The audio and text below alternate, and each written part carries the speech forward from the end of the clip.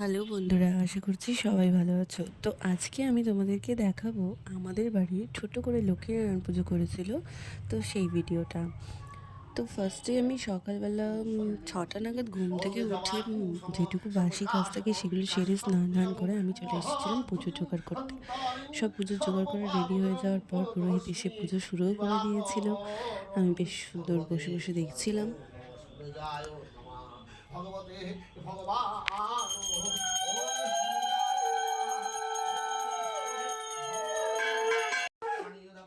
জলং অন্ধং ভগবান সূর্যায় নমঃ ওগ ধূপং দীপং ভগবান সূর্যায় নিবেদয়ামি ওম আর হলো পুজোটা ছিল যেহেতু 19শে ফেব্রুয়ারি, সেদিন ছিল আমার দিদির জন্মদিন।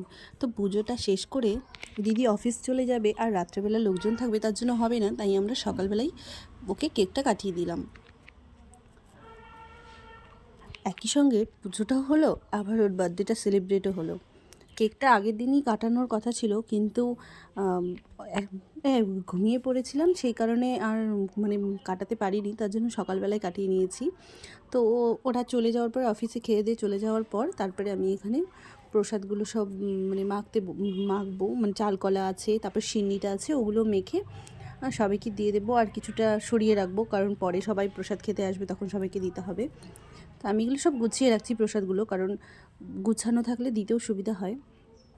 তো তারপর প্রসাদ টসাদ সব গোছানোর পর এই যে এখানে রাত্রে যেহেতু সবাই আসবে, তো তার জন্য এখানে বাঁধাকপি কাটা হলো, বাঁধাকপি তরকারি আর খিচুড়ি হবে।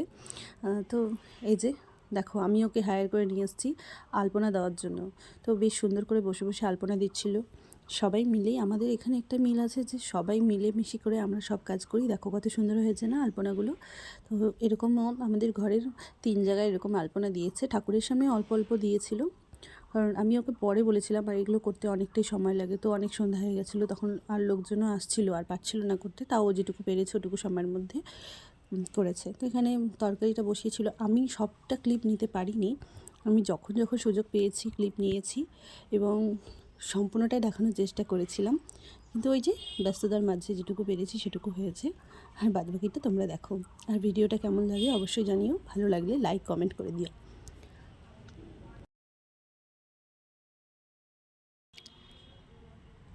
খিচুড়ি তরকারি সম্পূর্ণই আমাদের বাড়িরই সবাই মিলে করেছে, কাকা কাকিমণি আর সাথে সবাই হেল্প করে দিয়েছিল।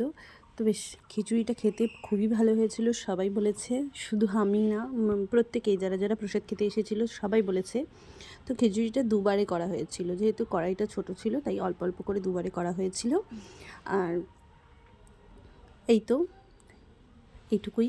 And thanks for watching my video. সবাই খুব ভালো থেকো, বাই, টাটা।